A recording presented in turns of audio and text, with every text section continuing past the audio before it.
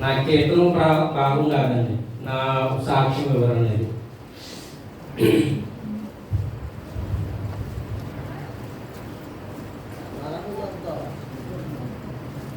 నేనే చదువుతాను.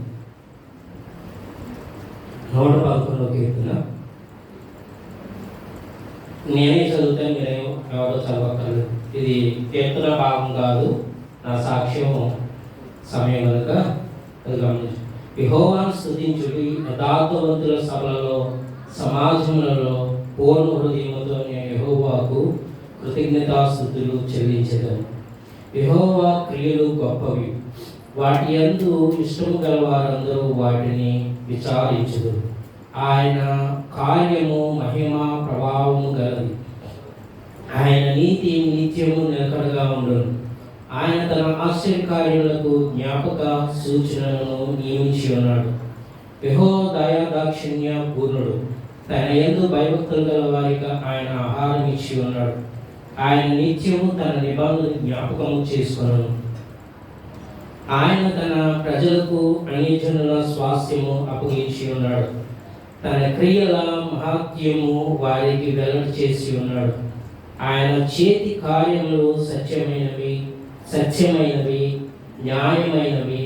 ఆయన శాస్త్రములన్నీ నమ్మకమైనవి, అవి శాశ్వతముగా స్థాపింపబడి ఉన్నవి. సత్యముతోనూ యథార్థతతోనూ అవి చేయబడి ఉన్నవి.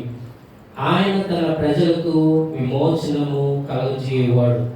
తన నిబంధన ఆయన నిత్యముగా నిర్ణయించువాడు. ఆయన నామము పరిశుద్ధమైనది, పూజింపదగినది. యెహోవా యందు భయము జ్ఞానమునకు మూలము. ఆయన శాసనములను అనుసరించు వారందరూ మంచి వివేకము గలవారు. ఆయనకు నిత్యము స్తోత్రం కలుగుచున్నది. దేవునికి స్తోత్ర. హల్లెలూయా, హల్లెలూయా, హల్లెలూయా, హల్లెలూయా. అలాగే ద్వితీయోపదేశకాండంలో మనం చూసుకున్నట్లయితే, ద్వితీయోపదేశకాండం 28వ అధ్యాయము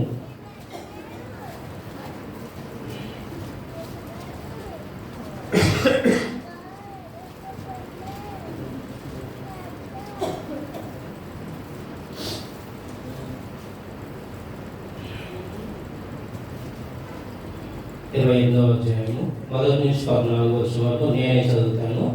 ఆ కింద నుంచి అది వేరే సబ్జెక్టు, మీరు ఎవరో దాని కిందకి వెళ్ళదు. అయ్యగారు దాన్ని వేరే చూస్తే దాంట్లో సగం వేరుగా చెప్తారు. మొదటి నుంచి నేను చదువుతాను. చూడండి, మొదట ఆదివారం నేను మా సంఘంలో ఇదే చదివించాను. నీవు నీ దేవుడైన యెహోవా మాట శ్రద్ధగా విని నేను నీకు ఆజ్ఞాపించున్న ఆయన ఆజ్ఞలన్నిటినీ అనుసరించి నడుచుకుని ఎడల నీ దేవుడైన యెహోవా భూమి మీద ఉన్న సమస్త జనముల కంటే నిన్ను హెచ్చించును. నీవు నీ దేవుడైన యెహోవా మాట విని ఎడల ఈ దీవెనలన్నీ నీ మీదకు వచ్చి నీకు ప్రాప్తించును. నీవు పట్టణములలో దీవింపబడదువు, పొలములలో దీవింపబడదువు. నీ గర్భఫలము, నీ భూఫలము, నీ పశువుల మందలను, నీ దుక్కుటెదులను, నీ గొర్రెల మేకల మందలను దీవింపబడను. నీ కంపయు పిండి పిసుకు నీ రొట్టెయు దీవింపబడను. నీవు లోపలికి వచ్చినప్పుడు దీవింపబడదు, వెలుపలకు వెళ్ళినప్పుడు దీవింపబడదు. నీ మీద పడిన నీ శత్రువులను యెహోవా నీ మీదట హతమగునట్లు చేయను. వారొక త్రోవను నీ మీదకి బయలుదేరి వచ్చి 7 త్రోవలను నీ ఎదుటి నుండి పారిపోవదు. నీ కోట్లలోను నీవు చేయు ప్రయత్నములన్నిటిలోను నీకు దీవెన కలిగినట్లు యెహోవా ఆజ్ఞాపించును. నీ దేవుడైన యెహోవా నీకిచ్చిన దేశములలో ఆయన నిన్ను ఆశీర్వదించును. నీవు నీ దేవుడైన యెహోవా ఆజ్ఞలను అనుసరించి ఆయన మార్గములను నడుచుకొని ఎడల యెహోవా నీకు ప్రమాణం చేసి ఉన్నట్లు ఆయన తనకు ప్రతిష్ఠ జనముగా నిన్ను స్థాపించును. భూ ప్రజలందరూ యెహోవా నామమున నీవు పిలువబడుచుండుట చూచి నీకు భయపడదు. మరియు యెహోవా నీకిచ్చదనని నీ పితరులతో ప్రమాణం చేసిన దేశము యెహోవా నీ గర్భఫల విషయములలోను నీ పశువుల విషయములలోను నీ నేల పంట విషయములలోను నీకు సమృద్ధిగా మేలు కలగచేయను.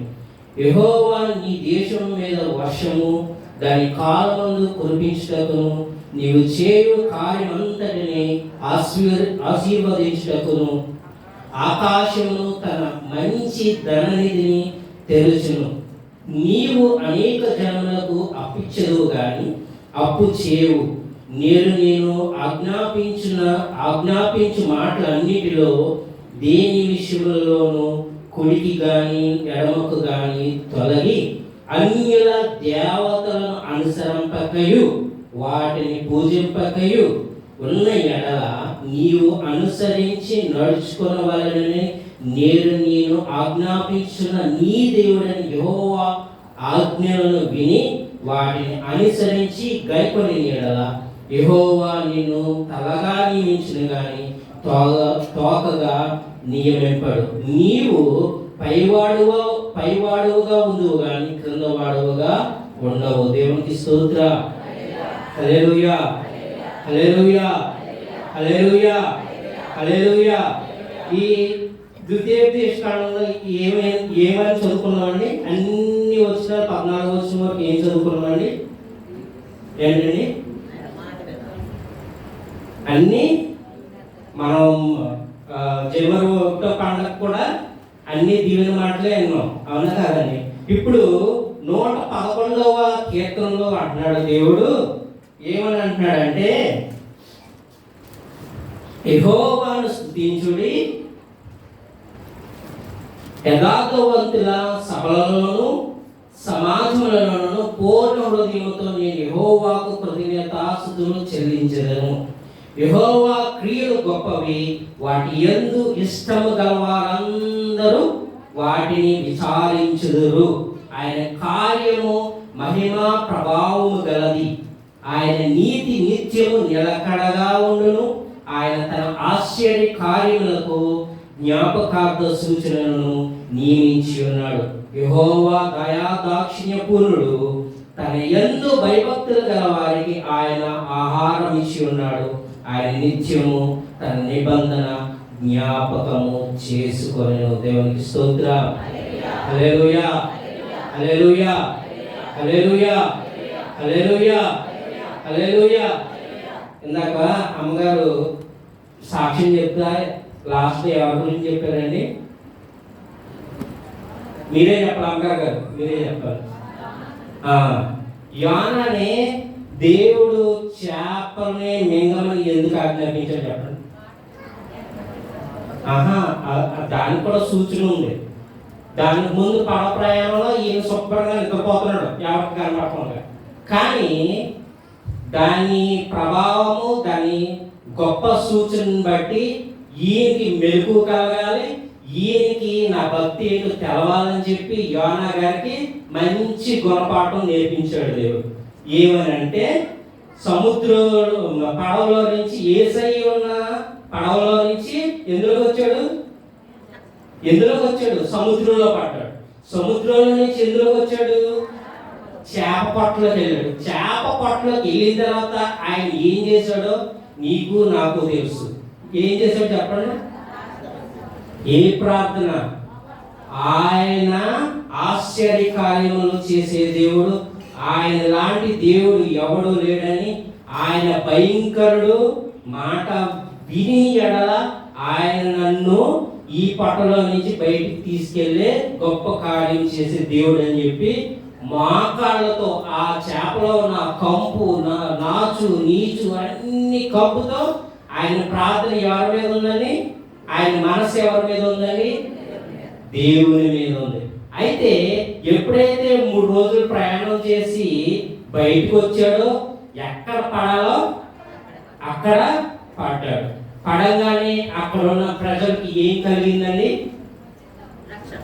రక్షణ కలిగింది. బాప్తిసాలు తీసుకున్నారు.